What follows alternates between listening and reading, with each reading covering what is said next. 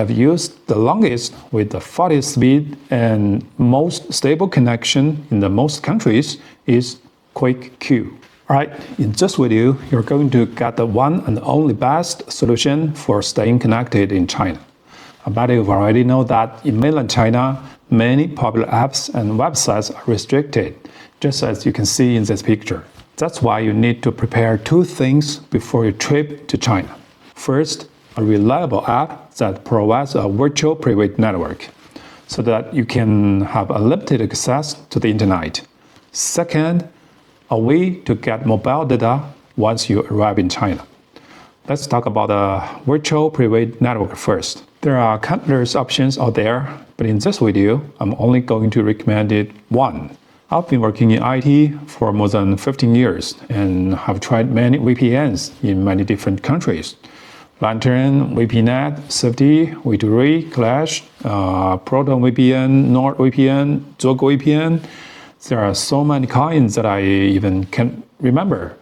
But the one I've used the longest with the fastest speed and most stable connection in the most countries is QuickQ.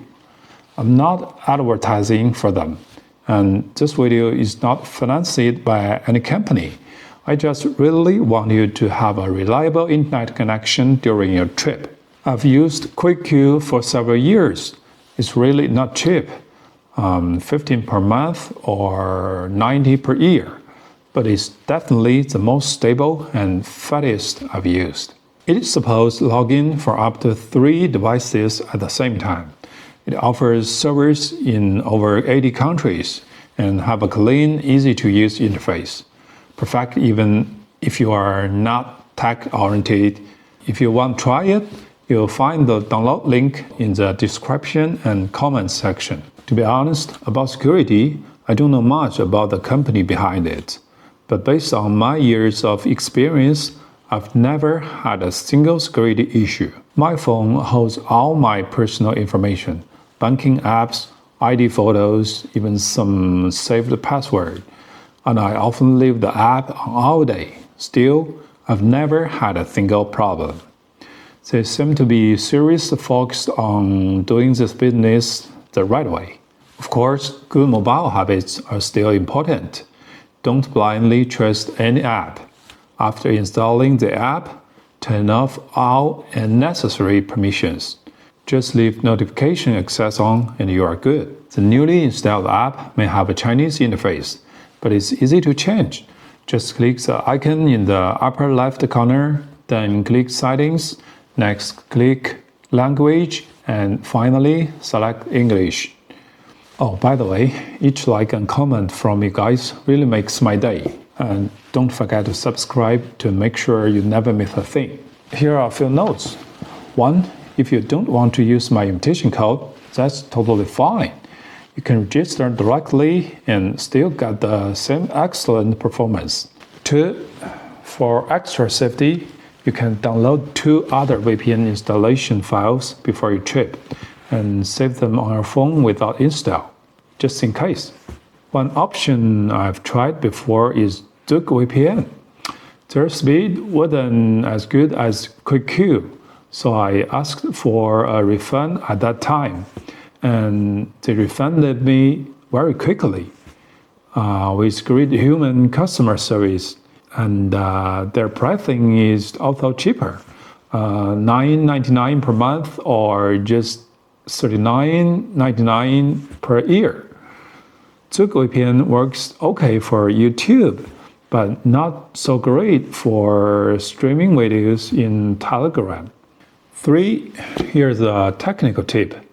You cannot use one phone to connect to a VPN and then share unlimited internet via hotspot to another phone. It's possible in theory, but the setup is complicated and often doesn't work, especially on iPhones. If you need more than 3 devices, you can take turns logging in or choose a larger subscription plan. Now let's talk about the second part, getting mobile data in China. Generally, we have 4 options. Option 1, purchase a Chinese eSIM or physical SIM before a trip.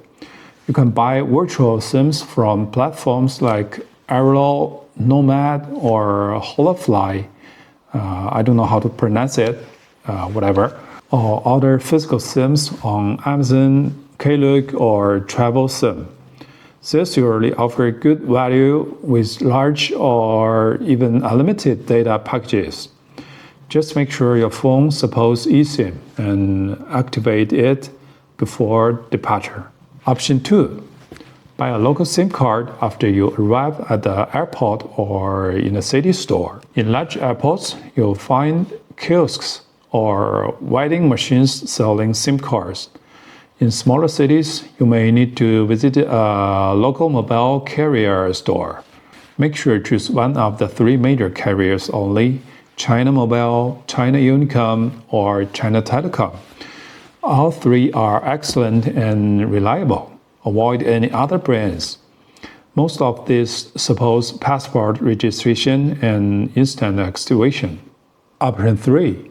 Rent a pocket Wi-Fi device. You can rent one at the airport or in the city. It's a good choice for people traveling in a group, and it usually gives you a lot of data. But the problem is you need to carry one more device and make sure it's always charged. Option 4. Use international roaming with your current SIM card. The good thing is you can start using the internet as soon as you land. No need to change your SIM card. But it's usually more expensive, and the internet may be slower or less stable than local networks. Also, you need to check if your mobile company supports roaming in China, and make sure you turn it on before your trip. So what do I suggest? I think the best way is combine option 1 with option 2 or option 1 with option 3. Option 1 means staying connected upon landing. This helps if you arrive in China late at night and cannot get a local SIM card right away. In Alina Mcleod's video, she said she had a good experience using Airlo. I haven't tried it myself, but you can check out her video there. She's a really smart travel YouTuber. Still, for the best internet speed and the most stable connection, nothing is better than a local SIM card. So after you settle down, try to switch to option 2 or option 3. Because local SIMs are what people in China use every day.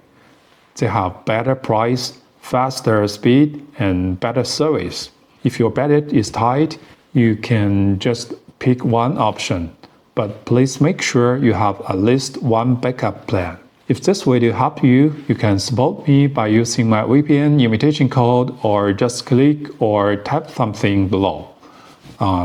See you next time. Bye bye.